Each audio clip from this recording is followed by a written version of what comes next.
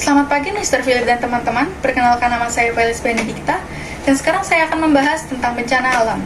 Seperti yang kita tahu, bencana alam adalah bencana yang diakibatkan oleh suatu peristiwa atau serangkaian peristiwa yang diakibatkan atau disebabkan oleh alam itu sendiri. Dan beberapa contoh bencana alam yang nanti akan kita bahas adalah gempa, tsunami, banjir, tanah longsor, dan angin topan atau angin puting beliung. Namun sebelum saya membahas itu semua, saya akan membahas tentang beberapa dampak yang ditimbulkan oleh bencana alam secara umum. Bencana alam dapat menyebabkan kerusakan infrastruktur yang dapat mengganggu aktivitas sosial. Lalu dampak dalam bidang sosialnya dapat mencakup kematian, luka-luka, sakit, hilangnya tempat tinggal, dan kekacauan komunitas. Bencana alam juga dapat menimbulkan trauma bagi orang-orang yang terdampak, terlebih bagi mereka yang kehilangan keluarga ataupun tempat tinggal. Sementara itu, kerusakan lingkungan dapat mencakup hancurnya hutan yang bertugas atau berfungsi untuk melindungi daratan. Selain bencana alam yang lebih banyak berdampak negatif bagi manusia, ternyata bencana alam dapat menimbulkan dampak positif bagi alam itu sendiri. Seperti contohnya terbentuknya ekosistem baru karena munculnya daratan baru dan pelebaran pantai, serta suburnya tanah karena letusan gunung berapi. Lalu beberapa penyebab bencana alam secara umum dalam faktor alam diantaranya adalah curah hujan yang tinggi, erosi tanah, getaran, lereng tebing yang terjal, bendungan susut, tanah tidak padat, pertanian di lereng gunung, dan tumpukan sampah. Dalam faktor lain, bencana alam dapat disebabkan oleh pemanasan global, tingginya angka bangunan, dan kerusakan alam yang disengaja maupun yang tidak disengaja. Dan bencana alam terdiri dari beberapa macam, salah satunya adalah gempa bumi. Gempa bumi ini adalah getaran yang terjadi di permukaan bumi akibat pelepasan energi dari dalam secara tiba-tiba yang menyebabkan gelombang seismik. Gempa bumi alami biasanya disebabkan oleh pergerakan kerak bumi, namun ada juga gempa bumi buatan atau yang disebabkan oleh manusia. Faktor-faktor penyebabnya adalah menggunakan peledak dinamit, nuklir, dan bom berkekuatan besar. Gempa bumi juga berdampak negatif, terutama bagi manusia dengan lingkungan. Beberapa contohnya adalah mengakibatkan kerusakan infrastruktur, jatuhnya korban jiwa, terpuruknya perekonomian setempat, kerugian bagi perusahaan-perusahaan, terganggunya jaringan komunikasi, dan menimbulkan trauma bagi para korban, terlebih bagi mereka yang kehilangan keluarga dan harta bendanya. Gempa bumi memiliki tanda-tanda sebelum terjadinya sehingga kita dapat mengurangi dampak yang ditimbulkan oleh gempa bumi ini. Tanda-tanda akan terjadi gempa bumi adalah munculnya awan gempa, peralatan elektronik yang mengalami gangguan tidak wajar, tingkah laku hewan yang gelisah atau tiba-tiba menghilang, dan terlihatnya cahaya gempa. Beberapa peristiwa gempa bumi yang dapat terbilang dahsyat di Indonesia adalah gempa Aceh tahun 2004, gempa Nias tahun 2005, gempa Pangandaran 2006, dan gempa Yogyakarta yang terjadi di tahun 2006 lalu. Lalu bencana alam kedua yang akan kita bahas adalah tanah longsor. Tanah longsor dapat disebut juga sebagai gerakan tanah. Tanah longsor adalah suatu peristiwa yang terjadi karena pergerakan massa bebatuan dan tanah, seperti jatuhnya bebatuan atau gumpalan besar tanah. Tanah longsor dapat disebabkan oleh curah hujan yang tinggi, kurangnya tanaman pohon, dan gravitasi yang mempengaruhi suatu lereng yang curam, atau karena terjadinya gempa bumi. Dampak negatif yang ditimbulkan oleh tanah longsor ini adalah terjadinya kerusakan lahan dan hilangnya vegetasi penutup lahan, terganggunya keseimbangan ekosistem, lahan menjadi kritis sehingga cadangan air bawah tanah menipis. Lalu tanda-tanda tanah longsor adalah munculnya retakan-retakan di lereng yang sejajar dengan arah tebing, munculnya air mata baru secara tiba-tiba, tebing rapuh, dan kerikil yang mulai berjatuhan dari tebing. Dan salah satu contoh peristiwa tanah longsor di Indonesia yang dapat dibilang cukup dahsyat adalah tanah longsor di Banjarnegara pada tahun 2021 lalu. Bencana alam ketiga yang akan kita bahas adalah tsunami. Tsunami adalah gelombang air besar yang diakibatkan oleh gangguan di dasar laut. Salah satunya adalah gempa. Gempa merupakan pergerakan lempeng yang memungkinkan terjadinya gesekan atau tumbukan antar lempeng.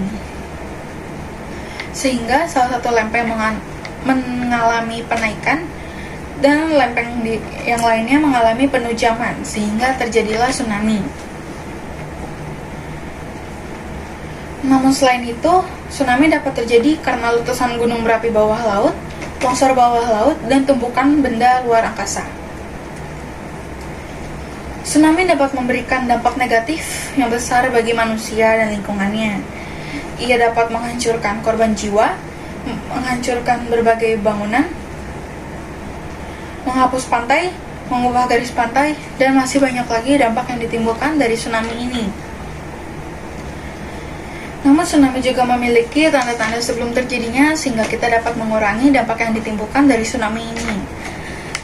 Tanda-tanda akan terjadi gempa adalah, maksudnya tanda-tanda akan terjadi tsunami adalah terjadinya gempa, surutnya air laut, suara gemuruh, perilaku hewan sekitar yang tidak biasanya, dan aktivitas laut yang tidak wajar. Lalu beberapa contoh tsunami yang terjadi di Indonesia adalah tsunami Aceh yang terjadi pada tahun 2004 dan tsunami Pangandaran yang terjadi pada tahun 2006. Bencana alam keempat yang akan kita bahas adalah banjir. Banjir adalah keadaan di mana suatu daerah tergenang oleh air dalam jumlah yang dapat dibilang besar. Kedatangan banjir dapat diprediksi dengan memperhatikan curah hujan dan aliran air. Namun kadangkala banjir dapat terjadi secara tiba-tiba akibat dari angin badai atau kebocoran tanggul. Dan banjir yang disebabkan oleh kedua itu biasa disebut sebagai banjir bandang. Banjir dapat terjadi karena curah hujan yang tinggi, kurangnya penanaman pohon, penyumbatan aliran air akibat sampah, dan kurangnya lahan penyerapan air hujan. Terjadinya banjir dapat menimbulkan banyak negatif, maksudnya dampak negatif yang muncul. Dampak-dampaknya adalah banjir yang membawa bakteri, virus, dan kuman atau benda tidak higienis lainnya yang dapat menyebabkan banjir bagi penduduk setempat. Lalu banjir juga dapat mengakibatkan kemacetan karena banjir dapat mematikan atau melumpuhkan mesin-mesin kendaraan yang berlalu lalang. Banjir juga dapat mengakibatkan rusaknya lahan pertanian karena banjir menerjang sawah yang membuat petani gagal panen.